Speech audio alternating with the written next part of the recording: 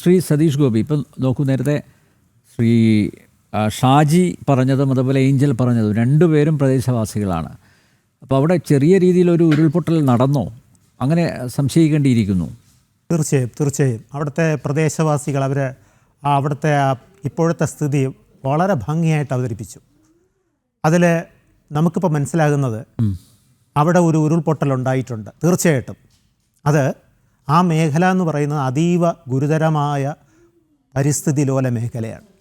അവിടെ ഒരു ചുറ്റിക കൊണ്ടുപോലും ഒരു കല്ലിൽ അടിക്കാൻ പാടില്ല. അത്രയ്ക്ക് സെൻസിറ്റീവായിട്ടുള്ള ഏരിയയാണ് അത്. ഗാഡ്ഗിൽ അദ്ദേഹത്തിൻ്റെ റിപ്പോർട്ട് വായിച്ചാൽ മനസ്സിലാവും. അവിടെ ഒന്നാമത്തെ കാര്യം, അവിടെ എന്തിനീ തുരങ്കം കൊണ്ടുപോയി അവിടെ കൺസ്ട്രക്ട് ചെയ്യാൻ ശ്രമിക്കുന്നു? അത് പാരിസ്ഥിതിക അനുമതി കിട്ടി, അതിന് പാരിസ്ഥിതിക അനുമതി കിട്ടിയോ? 2, അവിടെ ആ സ്ഥലത്ത് ഒരു തുരങ്കം നിർമ്മിക്കണമെങ്കിൽ അതിന് അനുബന്ധമായ ഡിസാസ്റ്റർ മാനേജ്മെൻറ്റ് ആക്റ്റിൽ പറയുന്ന കാര്യങ്ങൾ അവിടെ കൈക്കൊണ്ടുപോകും. അതായത് അവിടെ ഒരു കൺസ്ട്രക്ഷൻ നടക്കാൻ പോകണമെങ്കിൽ, ഞാൻ ആ കൺസ്ട്രക്ഷൻ മേഖലയിൽ അറിവുള്ളത് കൊണ്ടാണ് പറയുന്നത്, അവിടെ മണ്ണിടിയാതിരിക്കാനുള്ള കാര്യങ്ങൾ, അതിൻ്റെ മുകളിലുള്ള മണ്ണിടിയാതിരിക്കാനുള്ള കാര്യങ്ങളാണ് ആദ്യം ചെയ്യേണ്ടത്. സ്റ്റെബിലൈസ് ചെയ്യണം. അവിടെ കോൺക്രീറ്റ് യൂസ് ചെയ്തുകൊണ്ട് അവിടെ മണ്ണൊരിക്കലും ഇടിഞ്ഞു പോകാതിരിക്കാൻ വേണ്ടിയിട്ടുള്ള മാർഗങ്ങൾ ചെയ്യണം. അങ്ങനെ ഒത്തിരി കാര്യങ്ങളുണ്ട്. അങ്ങനെ അത് ചെയ്യുമ്പോൾ തന്നെ ഈ ടണൽ, നമ്മൾ ആ ടണൽ എടുത്തു പോകുന്ന സമയത്ത് അതിനകത്ത് എക്സ്പ്ലോസീവ്സ് വയ്ക്കും. പൊട്ടിക്കുമ്പോൾ ആ മേഖല മുഴുവൻ ട്രമറുണ്ടാവും. ആ ട്രമറിൽ ഈ മണ്ണിന്, ഇതിൻ്റെ മുകളിലുള്ള മണ്ണിന് അതിൽ വിസ്റ്റാൻഡ് ചെയ്ത് നിൽക്കാനൊക്കെ. ഇവിടെ നേരത്തെ ഒരാൾ സൂചിപ്പിച്ചോ, ഷാജിയാണ് സൂചിപ്പിച്ചത്, അവിടെ ചെടികളെല്ലാം, മരങ്ങളെല്ലാം വെട്ടി മാറ്റിയിട്ടുണ്ടെന്ന്. ഈ മരങ്ങൾ വെട്ടി മാറ്റുമ്പോൾ കഴിഞ്ഞ പ്രാവശ്യം അവിടെ എന്തുകൊണ്ടവിടെ ഇത് സംഭവിച്ചു എന്നുള്ളൊരു പഠനം നടന്നു. ആ പഠനത്തിൻ്റെ ഒരു റിപ്പോർട്ട് ഞാൻ വായിച്ചു. അതിൻ്റെ റിപ്പോർട്ട് വായിച്ചത്, അവിടെ മരം വെട്ടി മാറ്റുമ്പോൾ മരത്തിൻ്റെ കുറ്റി അവിടെ അവശേഷിക്കും. ആ കുറ്റി ദ്രവിച്ച് മഴ പെയ്യുമ്പോൾ വളരെ വളരെ താഴ്ചയിലേക്ക്, മണ്ണിൻ്റെ താഴ്ചയിലേക്ക് വെള്ളം ഇറങ്ങും. ഈ വെള്ളം ഇറങ്ങുമ്പോൾ മണ്ണിൻ്റെ ഉൾഭാഗം ഈ വെള്ളം പിടിച്ചു വെക്കും, ശേഖരിച്ചു വെക്കും. പക്ഷേ അതിന് ഉൾക്കൊള്ളാൻ കഴിയാത്തത്ര വെള്ളം ഉണ്ടാകുമ്പോൾ ഇത് ബേസ്റ്റ് ചെയ്യും. അങ്ങനെ ഒരുപാട് മരക്കുറ്റികളുണ്ടാകുമ്പോൾ, ഒന്നാമത് ഒരു 24 മണിക്കൂറിനുള്ളിൽ പെയ്യുന്ന മഴ എന്ന് പറയുന്നത് 30 സെൻറ്റിമീറ്റർ 35 സെൻറ്റിമീറ്ററാണ്. ആ മഴ മുഴുവൻ ഭൂമിക്കുള്ളിലോട്ട് ഇറങ്ങിച്ചെന്ന് കുറേ സ്റ്റോർ ചെയ്യും. കഴിഞ്ഞ പ്രാവശ്യം പെയ്ത മഴയുടെയും കുറേ ഭാഗങ്ങൾ അവിടെ സ്റ്റോർ ചെയ്തിട്ടുണ്ടാവും ഭൂമിക്കുള്ളിൽ. അപ്പോൾ അത് എപ്പോഴാണോ അതിന് താങ്ങാൻ പറ്റാതെ ആകുന്നത്, അന്നേരം അത് ബേസ്റ്റ് ചെയ്യും. അങ്ങനെ ബേസ്റ്റ് ചെയ്തു എന്നാണ് ഒരു റിപ്പോർട്ടിൽ ഞാൻ വായിച്ചത്.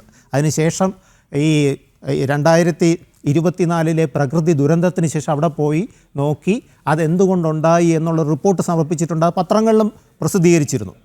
ഇവിടെ നമ്മൾ ചോദിക്കേണ്ട കാര്യമെന്ന് പറയുന്നത്, ജനങ്ങൾക്ക് മുമ്പേ ഇപ്പോൾ വെളിപ്പെടുത്തേണ്ട കാര്യമെന്ന് പറയുന്നത്, എന്തിനവിടെ കൊണ്ടുപോയി ഒരു തുരങ്കം നിർമ്മിച്ചു തുടങ്ങി? 2143 കോടി രൂപ മുടക്കി അവിടെ ഈ ദുരന്ത മേഖലയിൽ എന്തിനു തുടങ്ങി? 2, ഇതിനു വേണ്ടിയിട്ടുള്ള പരിസ്ഥിതി ആഘാത പഠനം നടത്തിയോ? 3, ആ പ്രകൃതി അതിലോല മേഖലയിൽ കൊണ്ടുവന്നൊരു കൺസ്ട്രക്ഷൻ നടത്തുമ്പോൾ അതിന് വേണ്ടുന്ന കൈക്കൊള്ളേണ്ട പിന്നീട് മാനദണ്ഡങ്ങൾ നിങ്ങൾ കൈക്കൊണ്ടുവോ? 4, മറ്റ് പോംവഴികളുണ്ടായിരുന്നോ, മറ്റ് മാർഗങ്ങളുണ്ടായിരുന്നോ? അതായത് ആൾട്ടർനേറ്റ് റോഡ്സ് ഉണ്ടായിരുന്നോ, റോഡ് നെറ്റ്വർക്ക്സ് ഉണ്ടോ?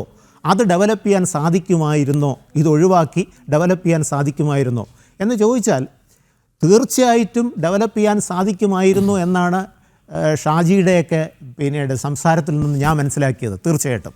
അപ്പോൾ അത് നോക്കാതെ വളരെ ധൃതിയിൽ 2025 ജൂലൈ മാസം 31-ാം തീയതി അന്നത്തെ മുഖ്യമന്ത്രി ഇത് ധൃതി പിടിച്ച് ഉദ്ഘാടനം ചെയ്തതിൻ്റെ പിന്നിൽ ദുരൂഹതയില്ലേ എന്ന് നമുക്കും സാധാരണക്കാർക്കെല്ലാം സംശയം തോന്നിയേക്കാം. അതും ഇത്രയും വലിയൊരു വൻ തുക, ഈ തുക മുടക്കി ഒരു 10 മിനിറ്റ് പിന്നീട് ട്രാഫിക് ഒരു 10 മിനിറ്റ് നേരത്തെ എത്തും എന്ന് കാണുന്നതിൽ അതിലുണ്ടാകുന്ന ആഘാതം, അതിലുണ്ടാകുന്ന ദുരന്തം, അതിൽ നഷ്ടപ്പെടുന്ന മനുഷ്യജീവനുകൾ, അതിൽ ആ മേഖലയ്ക്കുണ്ടാകുന്ന പ്രകൃതി ദുരന്തം, ഇതൊക്കെ കണക്കാക്കുമ്പോൾ എന്തിനാ ചെയ്യാൻ പോയത് എന്നേ നമുക്ക് കണക്കാക്കാനൊക്കെ ഉള്ളൂ. പിന്നെ ഇവിടെ സംസാരിക്കുന്ന ഒരു കാര്യം പ്രത്യേകിച്ച് അടിവരയിട്ട് പറയേണ്ടത്, ഡിപ്പാർട്ട്മെൻറ്റ് സ്റ്റാഫ് എന്നുള്ള രീതിയിൽ, ഡിപ്പാർട്ട്മെൻറ്റ് ഇരുന്ന ഉദ്യോഗസ്ഥൻ എന്നുള്ള രീതിയിൽ ഒരു പ്രോജക്റ്റ് നമ്മൾ നടപ്പിലാക്കുമ്പോൾ ആ പ്രോജക്റ്റിൽ കുറേ മണ്ണെടുക്കണം. ആ മണ്ണ് എവിടെ കൊണ്ടുവന്ന് ഡംപ് ചെയ്യണമെന്ന് നമ്മൾ കോൺട്രാക്ടർക്ക് നിർദ്ദേശം കൊടുക്കും. കോൺട്രാക്ടർ എഴുതി റിട്ടണായിട്ട് വേണം കൊടുക്കാൻ, ഇന്ന സ്ഥലത്ത് നിങ്ങൾ കൊണ്ടുവന്ന് ഡംപ് ചെയ്യണം. അപ്പോൾ ആ സ്ഥലം നമ്മൾ നേരത്തെ കണ്ടുവെക്കണം, ഡിപ്പാർട്ട്മെൻറ്റ് കണ്ടുവച്ച് ആ പിന്നീട് കോൺട്രാക്ടർക്ക് റിട്ടണായിട്ട് എഴുതി കൊടുത്ത് അതിൽ അയാളുടെ കയ്യൊപ്പും കൂടെ വാങ്ങിച്ച് നമ്മൾ ഫയൽ ചെയ്യണം. അയാൾ കണ്ടു, ഇത് മനസ്സിലാക്കി, നാളെ ഒരു കേസിന് പോവുകയാണെങ്കിൽ നിങ്ങൾ അറിയിച്ചിരുന്നോ എന്ന് ചോദിക്കുകയാണെങ്കിൽ അത് കാണിക്കാൻ വേണ്ടിയിട്ടാണ്. ചില സാർ ഒരു കാര്യം ചോദിച്ചോട്ടെ, അതായത് ഇപ്പോൾ ഒരു കരാർ കമ്പനിക്കാണ് കൊടുത്തിരിക്കുന്നത്. ഇപ്പോൾ ഈ പറയുന്നത് കേട്ടാൽ വിചാരിക്കും ഇതെല്ലാം അങ്ങ് കരാർ കമ്പനി അങ്ങ് നടത്തിയാൽ മതി, ഞങ്ങൾക്കൊരു ഉത്തരവാദിത്വമില്ല, ഞങ്ങൾക്കൊരു മേൽനോട്ടവും ഇല്ല, ഞങ്ങൾക്കൊരു ചുമതലയും ഇല്ല. അതങ്ങനെ പറയാൻ അല്ല, പൊതുമരാമത്ത് വകുപ്പ് മന്ത്രി പറഞ്ഞത് അങ്ങനെയാണ്. ഇതിനെല്ലാം കരാറുകാരാണ് ഉത്തരവാദിത്തം. പക്ഷേ ഇവിടെ എന്താണ് നടക്കുന്നതെന്ന് പരിശോധിക്കാനുള്ള ഉത്തരവാദിത്തം പൊതുമരാമത്ത് വകുപ്പിനില്ലേ? തീർച്ചയായിട്ടും ഉണ്ട്. ഓരോ വർക്കും എക്സിക്യൂട്ട് ചെയ്യുമ്പോൾ അതിൽ സൂപ്പർവൈസേഴ്സ് വേണം. അവർ കൊടുക്കുന്ന നിർദ്ദേശങ്ങൾ അനുസരിച്ചിട്ട് മാത്രമേ മുന്നോട്ട് പോകാൻ പാടുള്ളൂ. അതിൻ്റെ ഓരോ സ്റ്റേജും അവർ പരിശോധിക്കണം.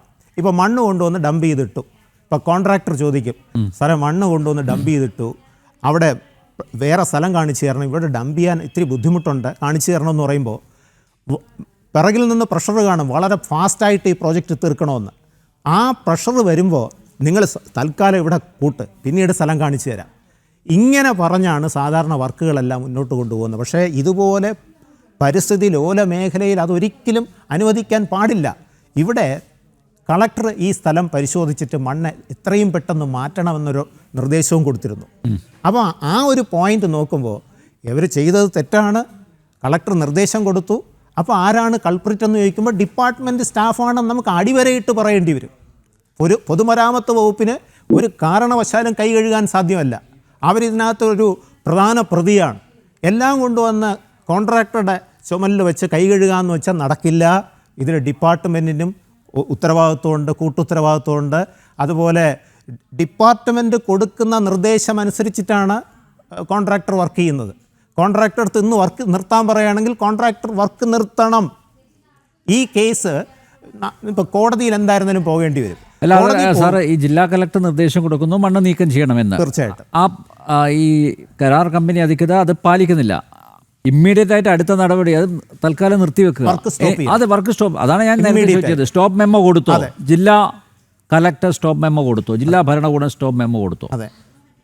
ഇല്ല, കൊടുത്തിട്ടില്ല. കൊടുക്കേണ്ടത്. അത് മാത്രമല്ല, നാളെ മിനിറ്റ്സ് അത് കോടതിയിൽ എത്തുകയാണെങ്കിൽ കരാർ കമ്പനിയെ എല്ലാ കോടതി കുറ്റപ്പെടുത്തുക അല്ലേ? കാരണം തീരുമാനങ്ങൾ എടുത്തിട്ടുണ്ട്, ചില തീരുമാനങ്ങളൊക്കെ എടുത്തിട്ടുണ്ട്. അത് കൃത്യമായി വായിച്ചു കഴിഞ്ഞാൽ മനസ്സിലാവുന്നത് സർക്കാർ ഈ വിഷയത്തിൽ അവധാനതയോടെ ഇടപെട്ടില്ല എന്ന് തന്നെയല്ലേ?